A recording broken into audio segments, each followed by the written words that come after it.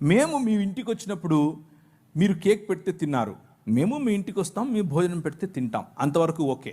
కానీ మీరు కేక్ పెడితే మేము తిన్నాం, మేము ప్రసాదం పెడితే మీరు తినండి అంటే ప్రాబ్లం. ఏంటా ప్రాబ్లం? కేక్ మనం ఏది ప్రసాదంగా పంచం. ఎప్పుడు ఎవరైనా పంచుతున్నారు మీరు? మనం పంచం. మన దగ్గర ప్రసాదాలు లేవు. మనం ప్రసాదాల బ్యాచ్ కానే కాదు. మనం ఒక బల్ల పెడతాం, ఆ బల్ల క్రీస్తు శరీరం, అది ప్రసాదం కాదు. అది వచ్చి తింటే రోగాలు పోతాయి, అది వచ్చి తింటే దేవుడు బ్లెస్సింగ్స్ ఇస్తాడు, ఇలాంటి ఏం లేవు మనకి. ఇది దేవుని బల్ల.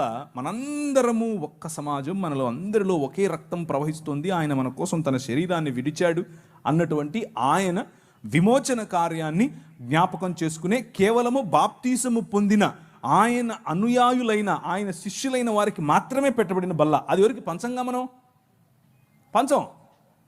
అలాగే వారి దేవీ దేవతలకు అర్పించిన వాటిని తీసుకోము కూడా.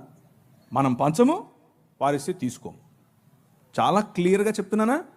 మనం పంచేది లేదు, వాళ్ళు ఇస్తే తీసుకోవాల్సిన అవసరము లేదు. అలాగని చెప్పి అవతల వారిని నొప్పించాల్సిన అవసరం ఏమీ లేదు.